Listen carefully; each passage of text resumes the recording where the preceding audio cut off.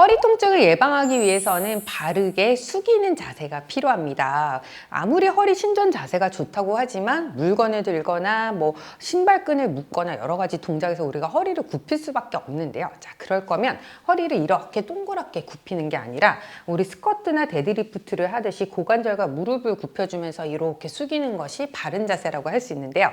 자, 이렇게 바르게 숙이기를 하기 위해서는 여러 가지 조건들이 필요합니다. 먼저 우리가 숙일 때 발목이 잘 접지를 할 수가 있어야 되죠. 안정성이 있어야 되고요. 그리고 고관절이 이 허리를 그대로 각도를 유지하면서 접히기 위해서는 뒤쪽 햄스트링의 유연성, 그리고 앞쪽 허벅지 근육과 복근에 힘이 있어야 됩니다. 자, 이런 조건들을 훈련할 수 있는 운동법을 소개시켜 드리겠습니다.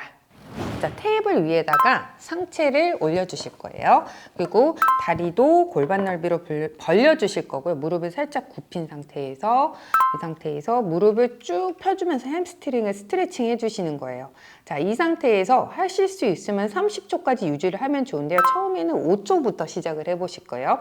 다시 한번 숙였다가 마시고 내쉬면서 후.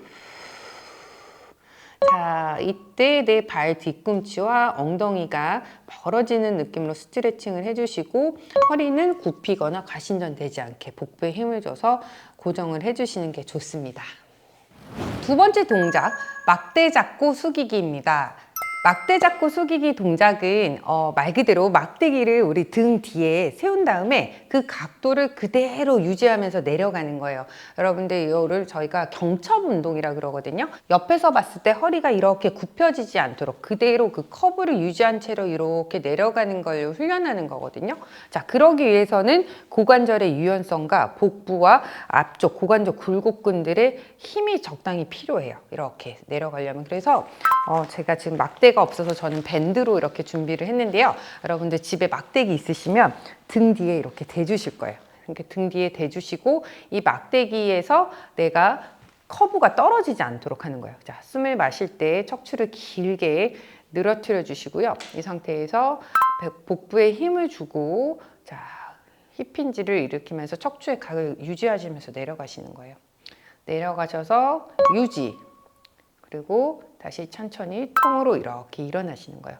만약에 동작이 제대로 안 되시면 어떻게 될까요, 여러분? 이렇게 머리랑 막대기 사이에 틈이 생기겠죠. 자, 이렇게 되지 않도록 그대로 힙힌지를 잘 유지하면서 동작을 하시면 되겠습니다.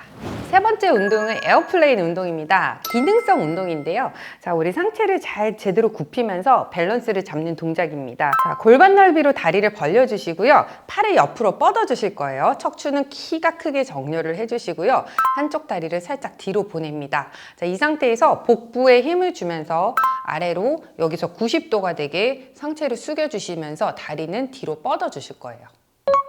됐나요? 자, 이 상태에서 엉덩이에 힘을 주면서 제자리로 돌아옵니다.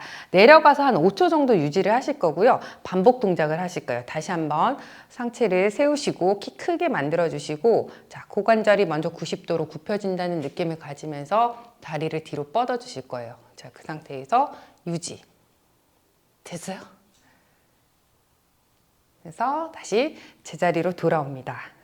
자, 이때 주의할 점은요. 다리를 들면서 허리가 이렇게 꺾이면 안 되죠.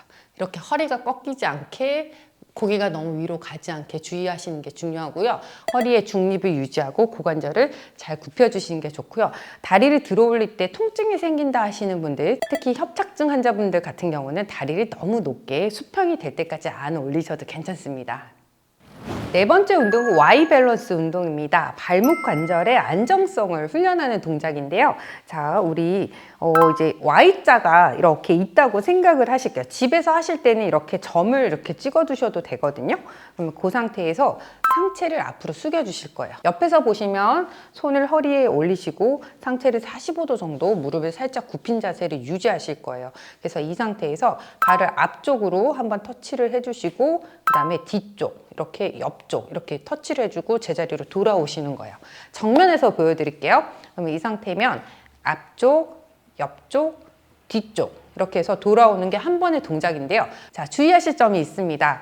앞쪽 갔다가 옆쪽을 갈 때 골반이 이렇게 돌아가시면 안 돼요. 그리고 이쪽으로 갈 땐 더 돌아갈 수도 있기 때문에 최대한 골반을 정면을 본다고 생각하셔서 발목만 찍고 돌아갈 수 있도록 이렇게 운동을 해주시는 거예요. 다시 한번 찍고 찍고 찍고.